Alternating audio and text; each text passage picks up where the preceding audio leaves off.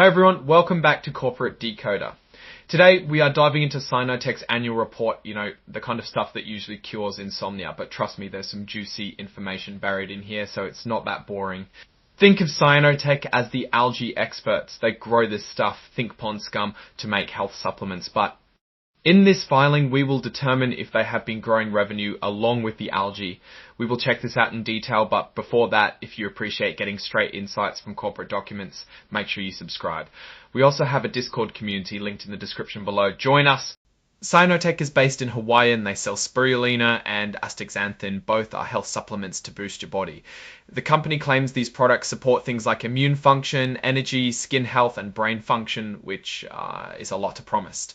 Of course, before diving in, there is the usual legal speak, a lot of which is standard stuff about market competition and management expertise. But one particular thing caught our eye. Cyanotech warns us that things like environmental conditions and climate change can have serious effects on algae growth. It is literally depending on weather. This could create significant supply chain risk, but it's reassuring that Cyanotech recognizes it. Now, let's get to the numbers. For the fiscal year ended in March, they pulled in about $24.2 million in net sales, which is really just how much revenue they made selling algae, but it's called net sales because it also has to account for returns and discounts. Breaking that down, you can also see that most of their sales, around $18.3 million, is through packaged sales, in other words, stuff they sell directly to consumers, while around $5 million is through bowl sales, in other words, algae that they sell to other businesses to use in their own products. You can also see that of all their sales, the largest of them coming from astaxanthin packaged, making up for around $13 million in revenue. Gross profit is a key metric, and they are earning more this year. Their profits rose from around 5 times $9 million to $6.8 million. The same applies for gross profit as a percent of net sales, rising from being 25.8% of net sales to being 28.4% of net sales. So overall, they're selling more algae and being more efficient in the last year.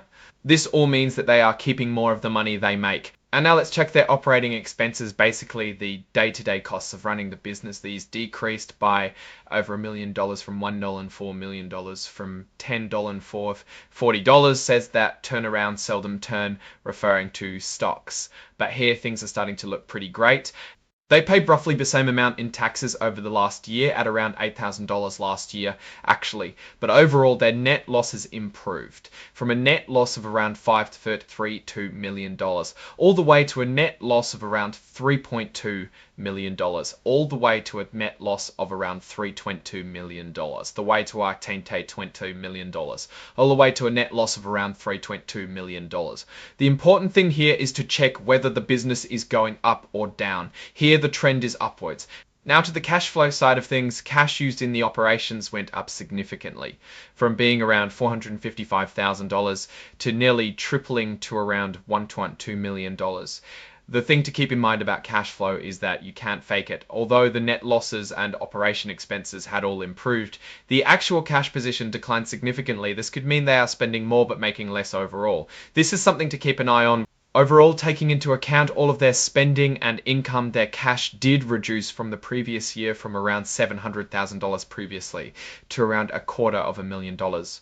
Cyanotech relies sales made to two major customers, as each accounting for 31% and 10% of net sales. This means that almost half of all their revenue comes from two sources only.